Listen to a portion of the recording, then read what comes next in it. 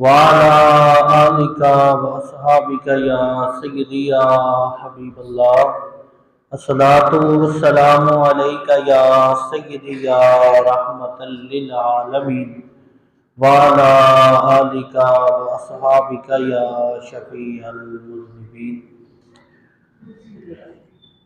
اللہ رب العزت کے خاص کرم اور فضل سے جمعۃ المبارک کی گھڑیاں نصیب ہو رہی ہیں۔ دعا ہے اللہ رب العزت آج کا یہ مبارک دن، یہ گھڑیاں، یہ ساعتیں، یہ پل ہمارے لیے ذریعہ نجات بنائے۔ اللہ رب العزت ہم سب کو اپنے پیارے محبوب علیہ السلام کی سچی اور پکی غلامی عطا فرمائے۔ عزیزان گرامی،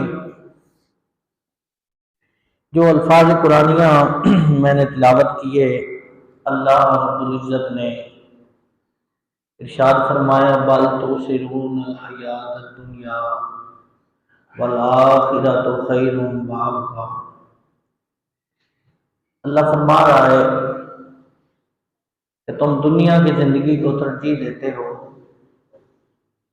دنیا کی زندگی کو تم ترجیح دیتے ہو، حالانکہ باقی رہنے والی آخرت کی زندگی ہے اور اسی میں بھلائی ہے۔ خیر والی زندگی آخرت کی زندگی ہے۔ نبی پاک علیہ السلام کے پیارے غلاموں، ہم نے دنیا کو ہی اپنا اوڑھنا بچھونا بنا لیا ہے۔ ہم نے دنیا کو، دنیاوی خواہشات کو اس قدر ترجیح دی ہے کہ ہم اللہ رسول کے احکامات بھول بیٹھے ہیں۔ پچھلی امتوں میں ایک عیب تھا، ایک گناہ تھا جس کی وجہ سے ان پہ عذاب آیا۔ کوئی رشوت لیتا تھا، کوئی کم توڑتا تھا، کوئی کم مانگتا تھا، کوئی کسی کا حق کھا جاتا تھا۔ تو ہمارے اندر یہ سارے عیب اکٹھے ہو گئے ہیں اور ہمیں پھر بھی فکر نہیں۔ ہمیں فکر اگر ہے تو دنیا کی، اگر ہمیں فکر ہے تو اپنی اولاد کی، اگر فکر ہے تو اپنے مال کی، فکر ہے تو اپنے بینک بیلنس کی، فکر ہے تو گاڑی کی، فکر ہے تو بنگلے کی۔ اگر فکر نہیں ہے تو ہمیں آخرت کی فکر نہیں، ہمیں قبر کی فکر نہیں، ہمیں حشر کی فکر نہیں ہے۔ جہاں ہم نے جانا ہے، ہم نے اللہ رسول کے سامنے پیش ہونا ہے، وہ ہمیں فکر نہیں ہے۔ دنیا کی زندگی کے بارے میں ہمارے آقا و مولا صلی اللہ علیہ وسلم حضرت سید عائشہ صدیقہ ام المومنین، آپ سے کسی نے سوال کیا کہ آپ نبی پاک علیہ السلام کی زوجہ ہیں، آپ ہی بتا دیں کیا حضور کے گھر کے حالات اچھے نہیں؟ اکثر فاقے میں گزر جاتی ہے زندگی نبی پاک علیہ السلام کی۔ سیدہ ام المومنین عائشہ صدیقہ رضی اللہ تعالی عنہا آپ فرماتی ہیں کہ یہ تو ہو ہی نہیں سکتا کہ اللہ کے حبیب علیہ السلام کے پاس کچھ نہ ہو یا گھر میں کچھ آتا نہ ہو۔ آپ فرماتی ہیں آتا سب کچھ ہے، لیکن اللہ کے حبیب نے فاقہ رب سے مانگ کے دیا ہے۔ حضور علیہ السلام کو پسند تھا فاقہ، حضور کبھی کبھی کھانا کھایا کرتے تھے اور آقا علیہ السلام نے دعا فرمائی مولا میری اولاد کو بھی فاقہ عطا کرنا، مال نہیں۔ یہ دعا نہیں کی کہ مولا میری آل کو اچھی نوکری، اچھا پیسہ، کاروبار، گاڑی، بنگلے، چیزیں عطا کرنا، بلکہ آقا علیہ السلام نے عرض کی مولا میری آل کو، میری اولاد کو بھی فاقہ عطا کرنا۔ میری اولاد دنیا کے مال میں کہیں مگن ہو کر تجھے نہ بلا دے، تو حضور علیہ السلام خود فاقہ کرتے تھے۔ یہ جو گندم کی روٹی ہم کھاتے ہیں، ہمارے آقا و مولا نے، مجھے نہیں روایت ملی کہ کبھی ایک بار بھی کھائی ہو۔ جو کے آٹے کی روٹی، موٹی روٹی تو ہم کھا ہی نہیں سکتے۔ شاہ ابی طالب میں جب 3 سال محاصرہ رہا تو حضرت ام المومنین سیدہ خدیجہ الکبریٰ رضی اللہ تعالی عنہا، آپ فرماتی ہیں کہ تھوڑا سا گوشت تھا ہمارے پاس، تھوڑا سا، اور وہ گوشت تھوڑا سا میں پکایا کرتی تھی، اس کا جب شوربہ بن جاتا تو آپ فرماتی ہیں میں اس میں سے بوٹیاں نکال کے خشک کر لیتی اور اس کو پھر کسی کپڑے میں باندھ کے رکھ دیتی اور اس شوربے سے ہم کھانا کھا لیا کرتے تھے۔ جو دنیا آخرت کے سردار ہوں، جنت رب نے جن کے نام لگا دی ہو، تو وہ پسند کرتے ہیں فاقہ، اور ہم کیا پسند کرتے ہیں؟ رنگ برنگے کھانے۔ ہم تو اس فوتگی پہ، کسی غریب کے گھر فوتگی پہ نہیں جاتے کہ اس کا تو کھانا اچھا نہیں ہوتا۔ ہاں جی، غریب کے گھر فوتگی پہ نہیں جاتے، اور کسی کے اگر کلوں کے ختم پہ بھی جائیں تو کھانا کھائے بغیر واپس نہیں آتے۔ اور ماشاءاللہ سبحان اللہ، کچھ علماء کرام نے بھی بگاڑ پیدا کیا ہے، لیکن میں یہ سمجھتا ہوں کہ جو علم والے لوگ ہیں وہ ان چیزوں کے پیچھے نہیں بھاگتے۔ جو دکاندار لوگ ہوتے ہیں، ساتواں ہے تو جی سات کھانے کے بغیر تو ختم ہی نہیں ہوتا، ساتواں ہے تو سات کھانوں کے بغیر ختم ہی نہیں ہوتا۔ آپ نے چنے تو رکھے ہی نہیں ہے، فروٹ تو آپ لائے نہیں ہیں، گوشت آپ نے بنایا ہی نہیں ہے، تو یہ ختم کیسے ہوگا؟ اور بھائی میرے، اللہ کے حبیب علیہ السلام کو تو ایک کھانا میسر نہیں تھا اور اللہ کا شکر ادا کر کے زندگی گزار رہے تھے۔ جو نماز پڑھائیں، ہمارے آقا نماز پڑھا رہے ہیں اور مصلی پہ ایک قدم اٹھا کے آگے رکھا اور پھر ہاتھ کو ایسے کیا، نماز کے اندر ہی، پھر ہاتھ واپس کیا، پھر پاؤں بھی اٹھا کے پیچھے رکھا، نماز مکمل ہو گئی۔ صحابہ کرام نے عرض کی یا رسول اللہ، اتنا یہ ایک خوبصورت پیارا عمل لیکن ہمیں عجیب لگا، یہ کیا تھا؟ نبی پاک علیہ السلام نے فرمایا میرے پیارے غلاموں، نماز پڑھتے پڑھتے میری جنت میں نظر گئی، جنت میں نظر گئی، اور میں نے ایک قدم اٹھایا تو ہاتھ میرا جنت کے انگوروں کے خوشے کو پڑ گیا تھا، اور میں نے ہاتھ لگا لیا، میں نے توڑنا چاہا، پھر میرے دل میں خیال آیا کہ یہ جنت کا کھانا ادھر ہی آ کے کھائیں گے، یعنی حضور چاہتے تو اتار لیتے، پھر اس کو چھوڑ دیا۔ جن کے ہاتھ میں صرف، جن کے ایک قدم پہ جنت بستی ہو، اس محبوب نے فقر کو کیوں پسند کیا؟ ہماری کھانے سے آگے بات ہی نہیں ہوتی یار۔ صحابہ کرام رضوان اللہ علیہ مجمعین، آپ فرماتے ہم نے تو 20 سال پیٹ بھر کے کھانا نہیں کھایا۔ 20 سالوں میں کسی ایک صحابی نے بھی عرض نہیں کی یا رسول اللہ کھانا تو دے دیں، ہم تو جنگیں لڑتے لڑتے ہمارا تو یہ حال ہو گیا۔ دبلے پتلے تھے حضور کے غلام، عقل اسلام کے پیارے غلاموں، ان کو فکر آخرت تھی، ان کو آخرت کی فکر تھی۔ وہ صرف قرآن دیکھتے نہیں تھے یا قرآن کا نام نہیں سنتے تھے، وہ پڑھتے بھی تھے اور پڑھ کے سمجھتے بھی تھے اور سمجھ کے عمل بھی کرتے تھے، عمل کر کے پھیلاتے بھی تھے۔ انہوں نے جب قرآن پڑھا بل تؤثرون الحیات الدنیا والآخرۃ خیر وابقیٰ، کہ دنیا کی زندگی کو تم ترجیح دیتے ہو، رب فرما رہا ہے آخرت تمہارے لیے بہتر ہے۔ تو صحابہ نے یہ سوچ لیا کہ جب آخرت ہی بہتر ہے تو پھر زندگی تو اصل وہی ہوئی جو بہتر ہے۔ حضرت ثعلبہ رضی اللہ تعالیٰ عنہ حضور کے پیارے غلام ہیں، آپ فرماتے میں حضور کی خدمت میں رہا کرتا تھا، آقا علیہ السلام کے کام کیا کرتا تھا۔ ایک مرتبہ نبی پاک علیہ السلام نے مجھے فرمایا کہ ثعلبہ فلاں کام جاؤ اور کر کے آؤ۔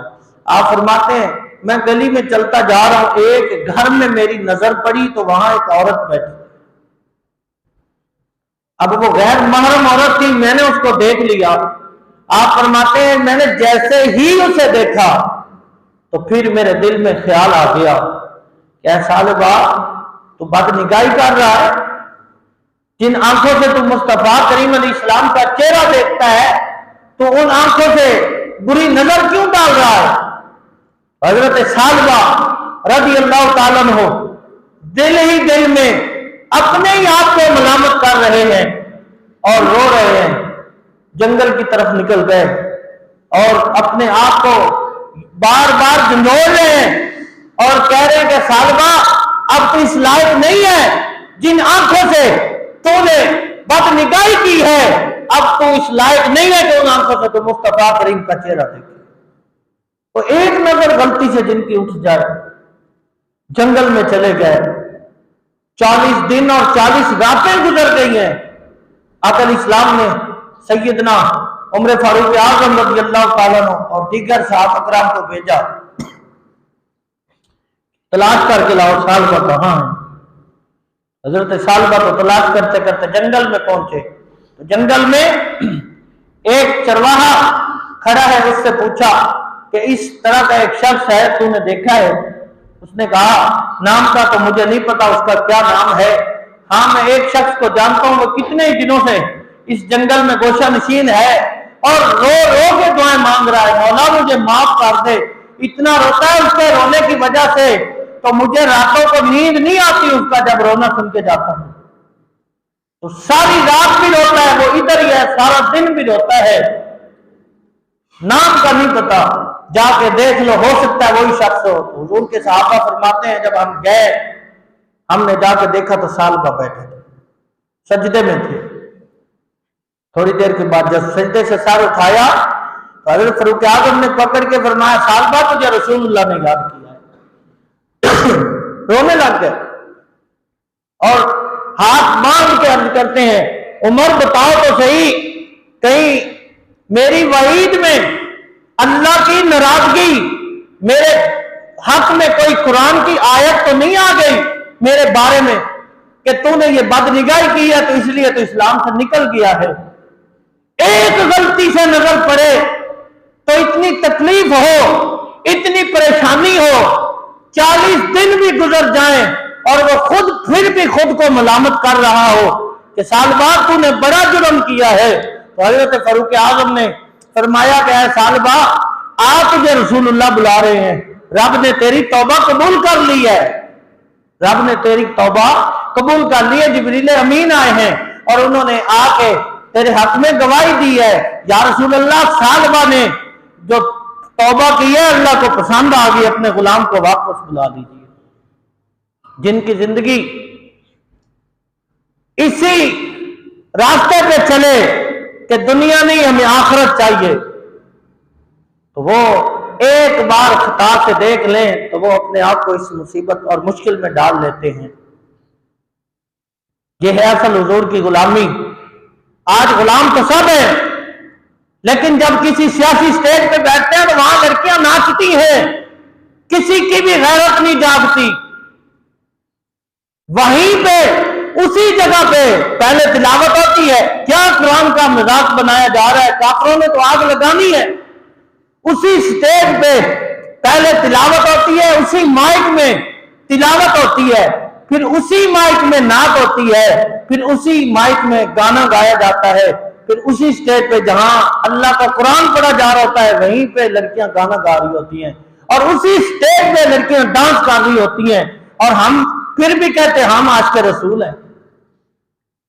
یہ کہاں کا عشق ہے جس میں خوف خدا بھی نہ ہو، شرم نبی بھی نہ ہو، تو ہم کہیں ہم عاشق رسول ہیں؟ عاشق رسول تو وہ تھے جن کی غلطی سے ایک نظر پڑی تو 40 دن تک روتے رہے۔ یا تو عشق رسول کے ٹھیکیداروں کی لائنیں لگی ہوئی ہیں، لیکن اقتدار جس کو بھی ملتا ہے پہلا نعرہ اس کا ہوتا ہے میں عاشق رسول ہوں، اگلا اعلان یہ ہوتا ہے کہ میں پاکستان میں 500 سین میں بنانے کا اعلان کر رہا ہوں۔ یہ تو قرآن بتا رہا ہے کہ جب عریانی اور فحاشی کو لوگ پروموٹ کریں گے تو پھر زلزلے آئیں گے۔ ترکی اور شام کا کیا ہوا، لیکن ہم سبق نہیں سیکھ سکتے ان سے۔ قرآن کہہ رہا ہے اذا زلزلت الارض زلزالها واخرجت الارض اثقالها وقال الانسان ما لها۔ قرآن کہتا ہے جب زلزلہ آئے گا جیسے اس کا آنا ٹھہر چکا ہے رب کے حکم سے،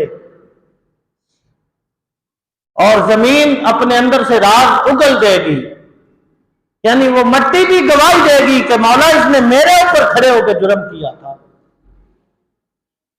تو پھر بندہ کہے گا وقال الانسان ما لہا، بندہ کہے گا یہ کیا ہو گیا، زمین بھی بولنے لگ گئی ہے۔ میرے بھائیوں، وہ دن آنے سے پہلے ہی ہم توبہ کر لیں، کہیں یہ نہ ہو کہ مٹی اور دیواریں بھی ہماری گواہی دیتی رہیں، اور جس دن زبانوں کو تالے لگ جائیں گے رب ہاتھ اور پاؤں کو حکم فرمائے گا کہ بول کے بتاؤ اس نے کون کون سے جرم کیے، کون سا ایسا جرم ہے جو پاکستان میں نہیں ہو رہا، اور ہم ملامت بھی نہیں کرتے۔ ہم انہی لوگوں کے ساتھ بیٹھتے ہیں، انہی لوگوں کے ساتھ کھاتے بھی ہیں، پیتے بھی ہیں، ان کو ہم اپنی مسند بھی دیتے ہیں، ہم ان کو سلام بھی کرتے ہیں، ہم ان کے لیے کھڑے بھی ہوتے ہیں، ان کے لیے ہم اچھے جذبات بھی رکھتے ہیں، تو پھر دین کہاں چلا گیا؟ پھر ہم انہی لوگوں میں سے ہوئے جنہوں نے دنیا کو ترجیح دی۔ چوری صاحب اگر گناہ کر رہے ہیں تو نفرت کرنے کی بجائے ہم نے بھی سلام کیا، تو پھر ہم نے دنیا کو ترجیح دی کہ چودھری ناراض ہو جائے گا۔ اگر ہم نے اس سے نفرت کی نگاہ سے دیکھا ہوتا کہ اگر اس کو میں نے سلام کیا، اس کو میں نے عزت دی، اس کی میں نے واہ واہ کی، تو میرا رب ناراض ہو جائے گا، پھر اس سے اگر نفرت کا اظہار کرتا تو کسی کی ضرورت ہی نہیں تھی پاکستان میں ایسے کام کرتا۔ اس طرح کے اتنے گندے گندے بیان دینے والے لوگ پاکستان کے وزیر داخلہ رہے جنہوں نے مسلمانوں کی بیٹیوں کی عزتیں اچھالی۔ عاشق رسول تو وہ ہے جن کی ایک نظر غلطی سے اٹھے تو 40 دن اور 40 راتیں روتے رہیں جب تک رب اور اس کے رسول کا فرمان نہ آ جائے، وہ اپنے آپ کو تسکین ہی محسوس نہ کریں۔ تو ایک عاشق، کاغذی عاشق وہ ہیں خود کو ختم نبوت کا سپاہی بھی کہیں، ریاست مدینہ کے دعوے دار بھی بنیں، لیکن وہ بے حیائی کو پروموٹ کریں، تو پھر اس ملک میں بھی زلزلہ آئے گا، پتھروں کی بارش بھی ہوگی۔ کیوں کہ جو باقی لوگ تھے ان کو غصہ ہی نہیں آیا، کسی نے اس کی برائی کو برائی سمجھا ہی نہیں ہے۔ تو میرے بھائیوں، اللہ کے پیارے حبیب علیہ السلام نے اور اللہ کے قرآن نے یہ بتا دیا ہے کہ دنیا کی زندگی چند دن کی زندگی ہے، اگر کامیابی والی زندگی چاہتے ہو تو وَالْآخِرَةُ خَيْرٌ وَأَبْقَىٰ، پھر آخرت کی زندگی کو ترجیح دو، تمہاری زندگی دنیا بھی پھر خوبصورت بنتی جائے گی، آخرت بھی خوبصورت ہوتی چلی جائے گی۔ حضرت داؤد طائی رحمت اللہ علیہ سے ہارون الرشید کی ملاقات ہوئی تو ہارون الرشید نے عرض کی حضرت کوئی وصیت ہی فرما دیں، تو آپ نے بڑے پیار سے، اللہ والوں کی نظر دور تک جاتی ہے، ان کے بتانے کا سمجھانے کا انداز بھی کمال ہوتا ہے، انہوں نے فرمایا کہ بادشاہ تیرا دادا کہاں ہے؟ جی دنیا سے چلا گیا۔ اوہو، تیرا باپ کہاں ہے؟ جی وہ بھی چلا گیا۔ ایک تیرا بھائی بھی تھا؟ جی وہ بھی چلا گیا۔ تو آپ نے فرمایا وہ بھائی جس شخص نے اپنے ہی ہاتھوں سے باپ کو دفن کیا ہو، جس شخص نے اپنے ہی ہاتھ سے اپنے دادے کو دفن کیا ہو، جس شخص نے اپنے ہی ہاتھ سے اپنے بیٹے کو دفن کیا ہو، اپنے بھائی کو دفن کیا ہو، اس کو وصیت کی کیا ضرورت ہے؟ اس کو تو تسلی ہونی چاہیے کہ یہ دنیا پکی نہیں ہے، میں نے جانا ہے۔ جہاں میرا دادا نہ رک سکا، جہاں میرا باپ نہ رک سکا، جہاں میرا بھائی نہ رک سکا، جہاں میرا بیٹا نہ رک سکا، تو یہ جگہ جی لگانے کی دنیا نہیں ہے، یہ عبرت کی جا ہے، تماشا نہیں ہے۔ اللہ فرماتا ہے وَمَا الْحَيَاةُ الدُّنْيَا إِلَّا لَعِبٌ وَلَهْوٌ، او لوگو تم دنیا کی زندگی کو کیا سمجھتے ہو؟ یہ کھیل کود کے علاوہ کچھ بھی نہیں ہے۔ ہم نے سارا کچھ دنیا کو سمجھ لیا ہے۔ علماء کی لسٹ دیکھ لی، دنیا اپنے طبقے کو پہلے کہنا چاہیے۔ محفل کروانی ہے، اچھا تو 1 لاکھ روپے بھیجیں میرے اکاؤنٹ میں۔ کیوں جی؟ میرا تیل بہت لگتا ہے جی۔ تو پھر تو اپنے گھر میں ہی بیٹھ، تیرا عشق 1 لاکھ روپے سے کم میں جاگتا ہی نہیں ہے۔ جی بڑا عاشق رسول ثنا خان ہے، کیا کمال بات کرتا ہے جی، میں نے تو 60,000 ہی لینا ہے، 55 میں بھی میں نہیں آؤں گا، اسٹیج پہ جب آنا ہے غلام یہ رسول میں موت بھی قبول ہے۔ بھائی 5,000 چھوڑنا تو تجھے قبول نہیں، 60 کا مطلب 60 ہی ہے، 55 بھی نہیں لینا، لیکن موت قبول ہے، 5,000 چھوڑنا قبول نہیں۔ تو پھر اس ملک میں بہار کیسے آئے گی؟ پوری دنیا میں سب سے زیادہ دینی محافل پاکستان میں ہوتی ہے، تو ذلیل بھی ہم ہو رہے ہیں۔ اس کی وجہ کیا ہے؟ اخلاص ختم ہو گیا۔ اعلی حضرت رحمت اللہ علیہ آپ نے لکھا ہے جو پیسے لے کے تقریر کرتا ہو اس کی تقریر سننا بھی گناہ ہے۔ یہ بات ہے پروفیشنل لوگوں کی۔ آپ دوسری طرف آ جائیں، مساجد کے جو امام ہیں، جو مدرسوں کے اساتذہ ہیں، ان کو 10-11 ہزار سے بڑھ کے آج بھی پے نہیں ملتی، لیکن اگر کوئی سنگر بلایا جاتا ہے تو اس کو 1 گھنٹے کا 5 لاکھ بھی دے دیا جاتا ہے۔ پورا مہینہ جس نے قرآن پاک تراویح میں پڑھ کے سنانا ہے اور اس نے سارا دن اس پارے کو یاد کرنا ہے، اور افطاری کے ٹائم سارے لوگ اپنے مشروبات پی رہے ہوتے ہیں، جس نے تراویح پڑھنی ہے وہ ٹھنڈا مشروب بھی نہیں پی سکتا، وہ کہتا ہے میں نے تراویح کے بعد پینا ہے۔ کیوں؟ میں نے قرآن کی تلاوت کرنی ہے، میں نے تراویح پڑھنی ہے، ٹھنڈا پانی مشروب پیوں گا تو کھانسی آئے گی، میرے نمازی بھی تنگ ہوں گے، نماز بھی ڈسٹرب ہوگی۔ کھانا بھی وہ کہتا ہے میں افطاری کے بعد کھاؤں گا، تراویحوں کے بعد کھاؤں گا۔ کیوں؟ کہ میں نے خوبصورت طریقے سے قرآن پڑھنا ہے۔ ہاں، لیکن جب 27ویں آتی ہے تو اس کے لیے ہمارے پاس 500 بھی نہیں ہوتا، لیکن بیٹے کی جب شادی کی مہندی پہ جو ہم سنگر بلاتے ہیں اس پہ لاکھوں پھینک دیتے ہیں۔ اس ملک میں بہار کیسے آئے گی؟ کیا یہ ہماری زندگی؟ امیر دوست آ گیا دکان پہ، امیر دوست، اس کی ساری شاپنگ کے پیسے چھوڑ دینے، کوئی بات نہیں۔ غریب دکان پہ اگر کوئی کسٹمر آ گیا اس کا 100 روپے کام ہے تو سب لے کے رکھ لینا، چلو پہلے 100 روپے لے کے آؤ، یہی تو میری بچت ہے۔ گرمی جب جا رہی ہوگی تو پھر دکانوں پہ لوٹ سیل میلہ لگتا ہے، گرمی کی چیزیں جب گرمی جا رہی ہو تو سستی کر کے بیچی جاتی ہیں، وہ بھی امیر ہی خرید سکتا ہے۔ کیوں؟ کہ غریب کو تو سردی کی فکر پڑی ہوتی ہے، وہ کیسے لے کے سیو کرے گا؟ جب سردی جا رہی ہو تو تب 25% آف لگا ہوتا ہے۔ کیوں جی؟ بھائی اب لوٹ سیل میلہ کیوں؟ کہ غریبوں نے سردی ککر کے گزار لی ہے، اب آ جاؤ بھائی، اب سستی چیزیں لے جاؤ۔ اب کیا کرنا ان چیزوں کو؟ جس ملک میں غریب کا بچہ، تھر کا بچہ پانی کو ترسے اور بڑے بڑے حکمرانوں کے گھوڑے سرکاری خزانے سے کاجو پستہ اور بادام کھاتے ہوں، اس ملک میں بہار کیسے آئے گی؟ یہ سوال ہے۔ ہم نے ان لوگوں کو پروموٹ کیا، ہم نے اپنا آپ بھی خطرے میں ڈالا، آنے والی نسلوں کو بھی خطرے میں ڈالا۔ یہ داؤد طائی رحمت اللہ علیہ آپ کی یہ وصیت تھی، آپ نے فرمایا یہ وصیت ہی سمجھ ہارون الرشید کو کہا کہ جب تیرا باپ نہیں رہا، دادا نہیں رہا، بیٹا نہیں رہا، بھائی نہیں رہا، تو پھر تو بھی نہیں رہے گا، اس لیے اپنی زندگی کو ایسے گزار جیسے چند دن کا تو مہمان ہے۔ جب اللہ رسول کے حکم کے مطابق زندگی گزرے گی تو پھر زندگی خوبصورت ہوتی چلی جائے گی، پھر کہنا نہیں پڑے گا کہ میرے لیے کھڑے ہو جاؤ، مجھے سلام کرو، اللہ خود اپنے بندے کے لیے انتظام کروا دیتا ہے۔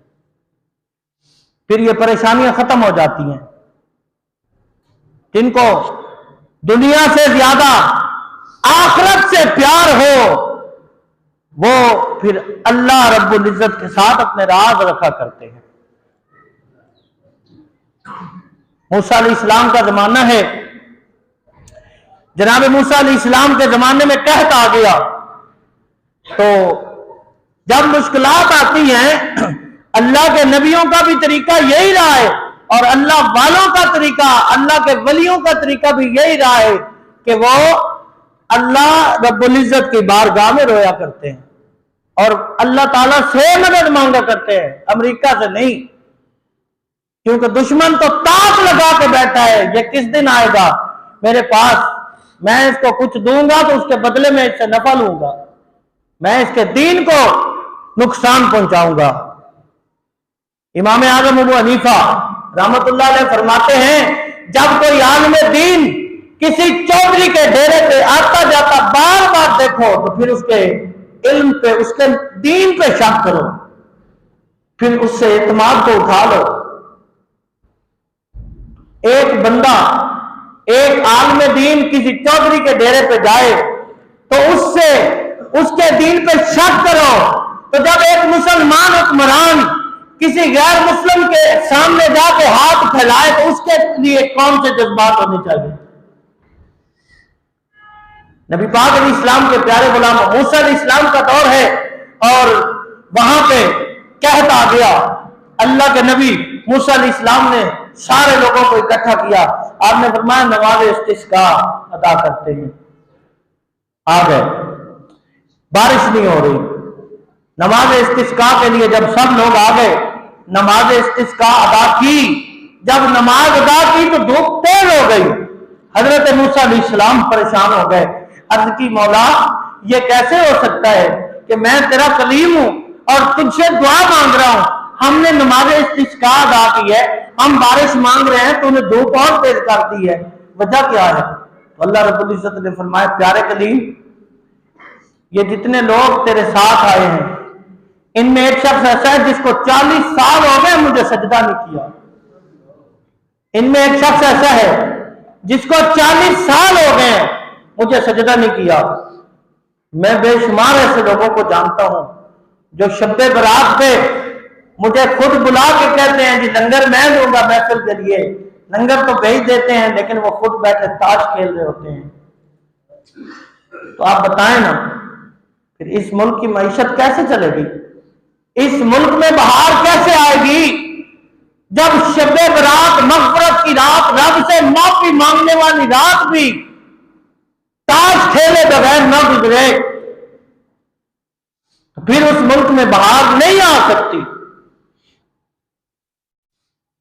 نبی پاک علیہ السلام کے پیارے غلاموں حضرت موسیٰ علیہ السلام نے سارے لوگوں کو اپنی طرف متوجہ کیا، آپ نے فرمایا وہ کون ہے بندہ جس ایک بندے کی وجہ سے رب کا اتنا سخت عذاب آیا ہوا ہے کہ بارش نہیں ہو رہی، ایک بندے کی وجہ سے بارش نہیں ہو رہی۔ یہاں تو لاکھوں ایسے موجود ہیں جن کو عید پڑھنا نصیب نہیں ہوتی سال کے بعد۔ نبی پاک علیہ السلام کے پیارے غلاموں اب وہ بندہ جس نے گناہ کیا اس کو بڑا پتا ہوتا ہے کہ کون ہے، میں ہی ہوں۔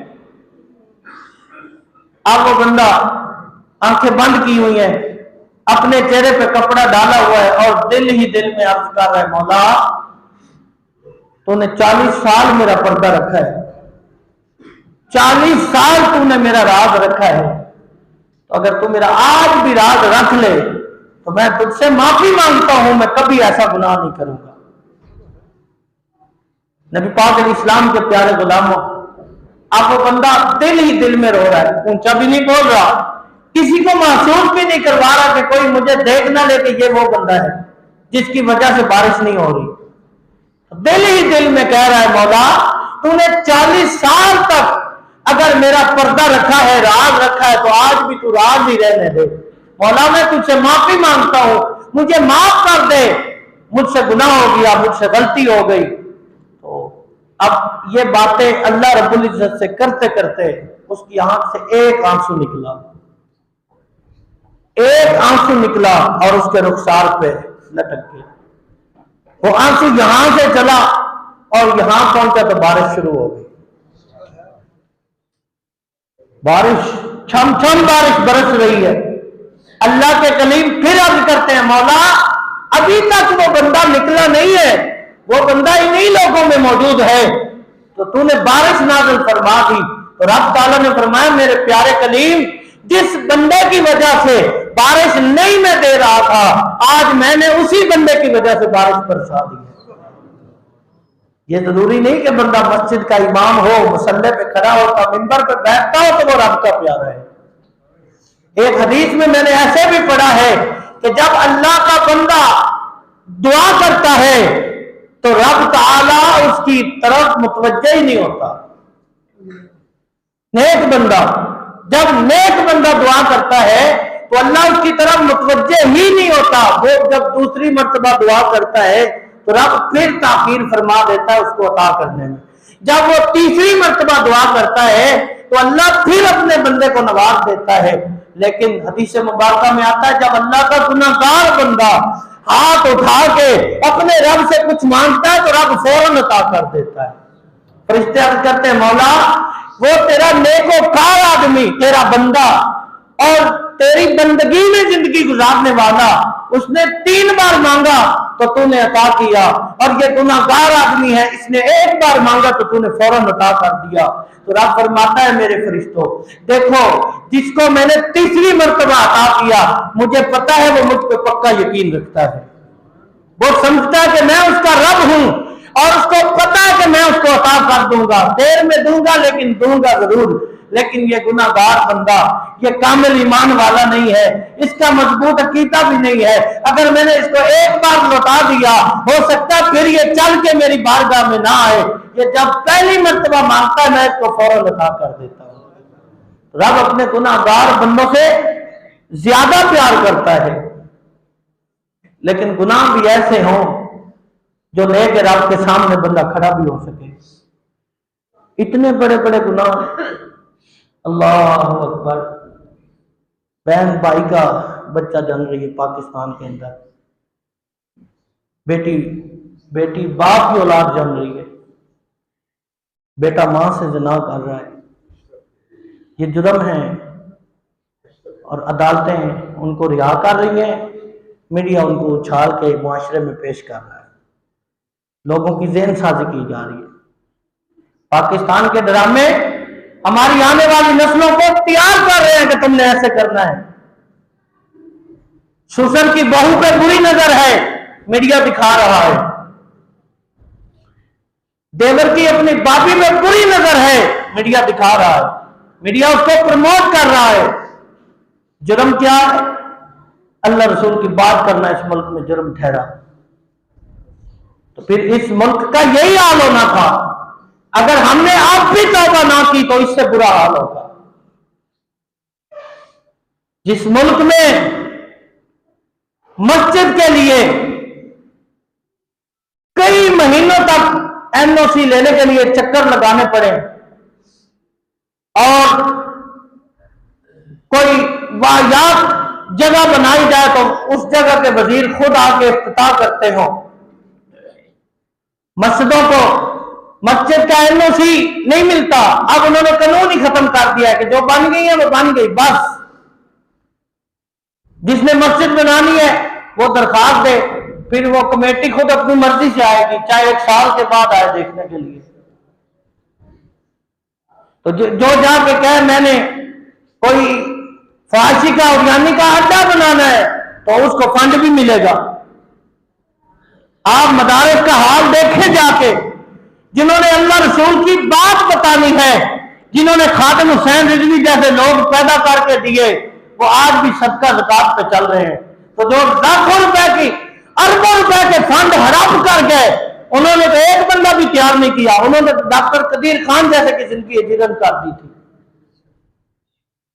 کہاں جا رہے؟ کسی نے کسی یونیورسٹی والے سے سوال نہیں کیا کہ یہ اربوں روپے لے کے کیا کرتے ہیں جب ساری ٹیکنالوجی باہر سے آتی ہے،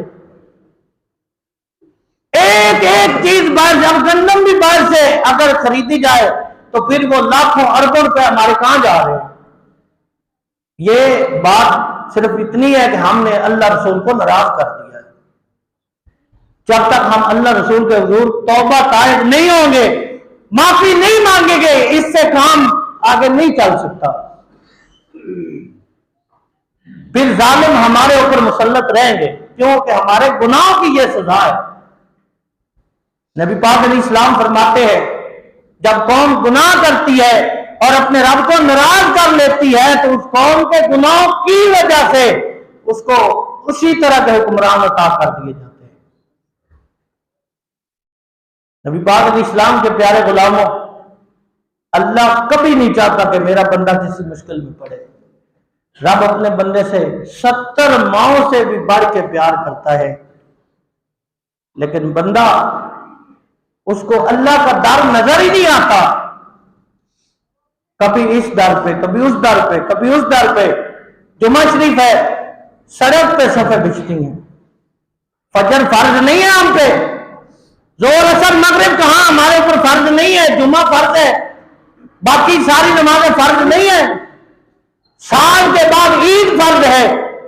کسی غیر مسلم نے کسی اللہ والے کو تانا دیا تھا، اس نے کہا لگتا ہے تمہارے 3 خدا ہیں۔ اللہ والے نے کہا یہ تو کیا بکواس کر رہا ہے، اللہ ہمارا ایک وحدہ لا شریک ایک ہی خدا ہے۔ اس نے کہا نہ، مجھے لگتا ہے کہ سب سے پاورفل خدا تمہارا عید والا خدا ہے، کیونکہ عید پہ سارے ڈر کے آ جاتے ہیں۔ ہاں، اس سے جو کمزور ہے وہ رمضان والا خدا ہے۔ اس نے کہا رمضان میں عید سے کم لوگ ہوتے ہیں، تو سب سے اس نے کہا جو کمزور خدا ہے تمہارا وہ نمازوں والا ہے، اس لیے تمہیں ڈر نہیں لگتا۔ کیمرہ لگا ہے تو اب چوری نہیں ہوگی، کیمرے کی آنکھ دیکھ رہی ہے۔ یہیں پہ اگر لکھ کے لگا دیا جائے اللہ دیکھ رہا ہے تو کوئی بات نہیں، اللہ دیکھ رہا ہے تو پھر کیا ہوا، پھر سارا کچھ اٹھا کے لے جانا ہے۔ مسجد کی ٹوٹیاں نہیں اس ملک میں محفوظ، جوتا محفوظ نہیں ہے۔ اپنے ہی گھر میں بندہ اپنے گھر سے باہر جانے کو تیار نہیں، کیوں؟ وہ کہتا ہے پیچھے سے گھر لٹ جائے گا، جتنے مرضی لاکھ لگا لو لٹ جائے گا، کوئی اپنے گھر سے جانے کے لیے تیار نہیں۔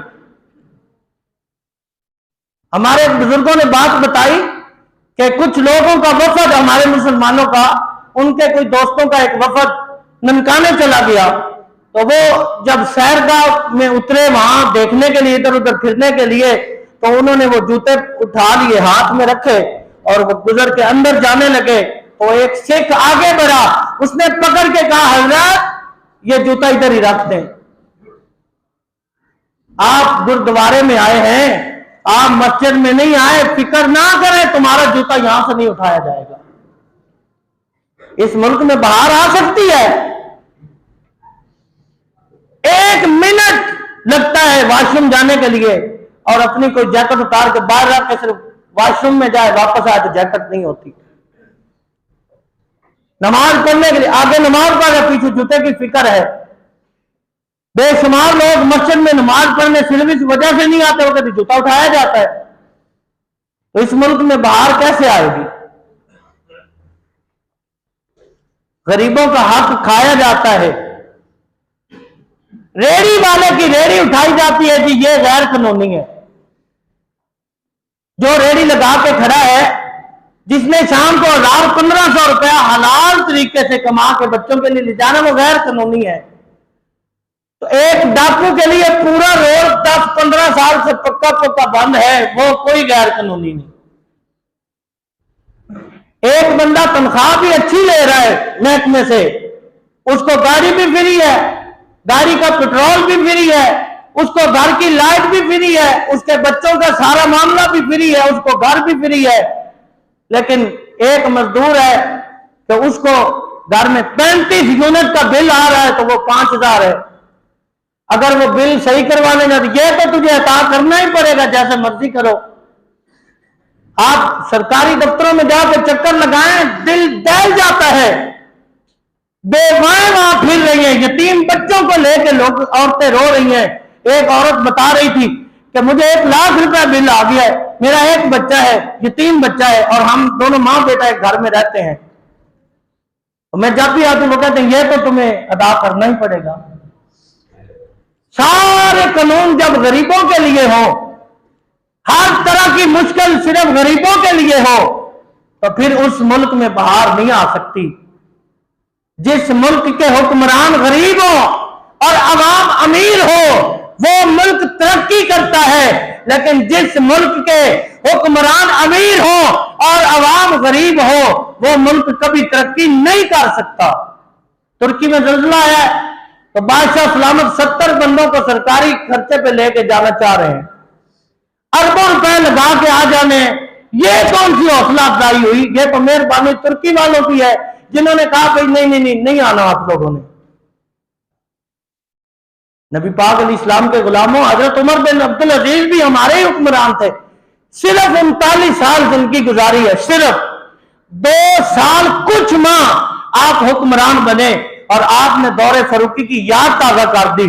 آپ کے پاس کئی صوبوں سے زکوٰۃ واپس آیا کرتی تھی، جب آپ حاکم بنے تو آپ نے فرمایا کہ کوئی چیز مال غنیمت کوئی چیز بھی پاس نہ ہو، بیت المال میں سب بانٹ دو، غریبوں میں بانٹ دو۔ اس سال جس کو زکوٰۃ ملی تھی اگلے سال وہ بھی زکوٰۃ دے رہا تھا، یعنی لوگ اتنے امیر ہو گئے تھے۔ اگلے سال جس کو اس سال زکوٰۃ ملی تھی وہ اگلے سال زکوٰۃ خود دے رہا تھا۔ 7-8 صوبوں سے جب واپس آ گئی زکوٰۃ تو حضرت عمر بن عبدالعزیز نے پھر خط لکھے گورنروں کو کہ غیر مسلموں کو پیسے دو، جو غریب ہیں ان کو کہو یہ ہمارے پیسے ہیں، یہ تمہیں دیے تم استعمال کرو، جب تمہارے کاروبار چل جائیں تو پھر ہمارے پیسے واپس کر دینا۔ یہ تھی مسلمانوں کی خوبصورت طریق۔ جس گھر میں ایک لقمہ حرام کا وہ گھر تباہ ہو جاتا ہے، تو جس سارے ملک میں سود چلتا ہو وہ ملک کیسے ترقی کرے گا؟ عمر بن عبدالعزیز کا جب وقت وصال آیا تو بچوں کو بلایا، گھر والی بڑی افسردہ تھی، پریشان تھی، کہنے لگی سر کے تاج اب تو آپ جا رہے ہیں، آپ کی طبیعت بہت زیادہ ناساز ہے، لگتا ہے آپ دنیا سے جا رہے ہیں، بچوں کا کیا بنے گا؟ تم نے بچوں کے لیے کچھ بنایا ہی نہیں۔ تو آپ نے بچوں کو بلا لیا اور بلا کے فرمایا کہ میرے بیٹوں، میرے بچوں، میں بڑا بزدل ہوں، مجھے آخرت سے بڑا ڈر لگتا ہے، میں نے اس لیے مال اکٹھا نہیں کیا تمہارے لیے۔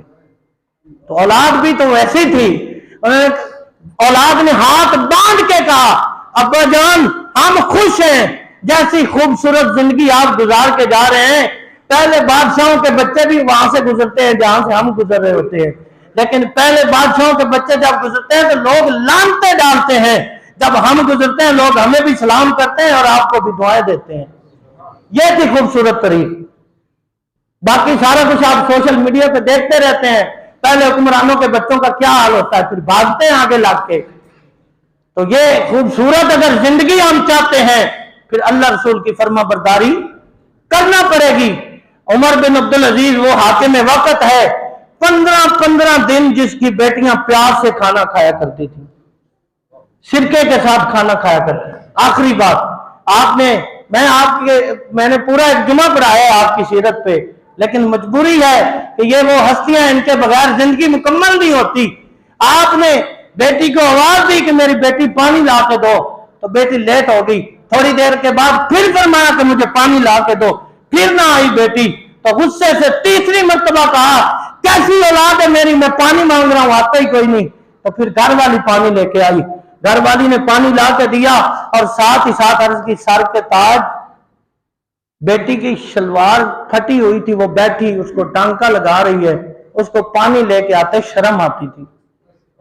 تو مسلمانوں کے یہ ہیں حکمران۔ ہاں پاکستان بڑا غریب ہے جی، اس وقت معیشت خطرے میں ہے، لیکن وزیر اعظم کے ہاتھ میں آج بھی 1.5 کروڑ کی گری ہے، وہ کیوں نہیں قربان ہو سکتی؟